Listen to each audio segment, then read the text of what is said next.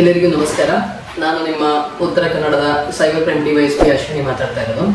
ಈಗ ಇತ್ತೀಚೆಗೆ ಎಲ್ಲರಿಗೂ ಗೊತ್ತಿರೋಂಗೆ ಎಲ್ಲರ ಮೊಬೈಲ್ನಲ್ಲಿ social media through WhatsApp through ನಿಮಗೆ ಬರ್ತಾ ಇರೋದು APK ಫೈಲ್ಸ್.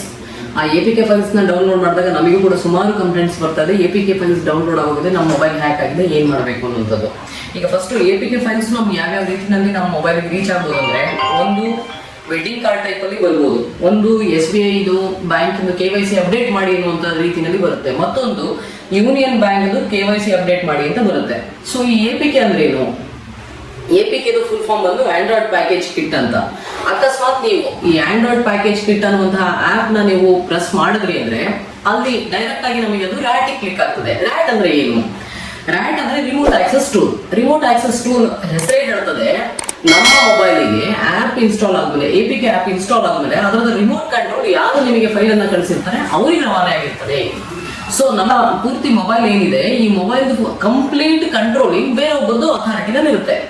ಇನ್ ಕೇಸ್ ಈಗ ನಿಮ್ದು ಮೊಬೈಲ್ ನಲ್ಲಿ APK ಫೈಲ್ ಇನ್ಸ್ಟಾಲ್ ಆಗೋಯ್ತು, ಅದು ನಿಮಗೆ ವೆಡ್ಡಿಂಗ್ ಕಾರ್ಡ್ ರೀತಿಯಲ್ಲಿ ಬಂದಿರ್ಬೋದು, ಬ್ಯಾಂಕ್ KYC ಆಗಿರ್ಬೋದು, ಆಧಾರ್ ಬಂದಿರ್ಬೋದು, UIDAI ಇಂದ ಬಂದಿದೆ ಅನ್ನೋ ರೀತಿಯಲ್ಲಿ KYC ಬಂದಿರ್ಬೋದು, ಆಪ್ ಇನ್ಸ್ಟಾಲ್ ಆಗೋಯ್ತು. ಈಗ ಏನ್ ಮಾಡ್ತೀರಾ ಅಂದ್ರೆ, ನೀವು ಮೊದಲನೇದಾಗಿ ಮಾಡ್ಬೇಕಾಗಿರುವಂತಹ ಕೆಲಸ ಸಿಮ್ ರಿಮೂವ್ ಮಾಡಿ.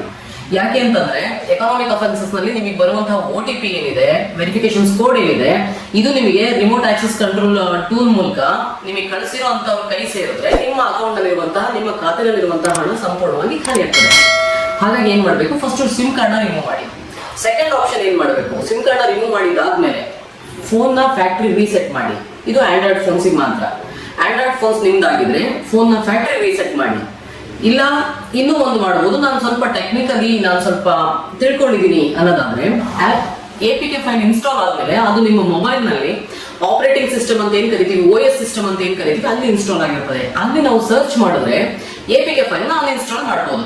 ಈ ಮೂರು ವಿಧಗಳನ್ನ ಬಳಸ್ಕೊಂಡು ಈ APK ಫೈಲ್ ಇಂದ ನಮ್ಗೆ ಆಗ್ಬೋದಂತ ಎಲ್ಲಾ ಎಕನಾಮಿಕ್ ಅಫೆನ್ಸಸ್ ನಾವು ತಡಿಬಹುದು.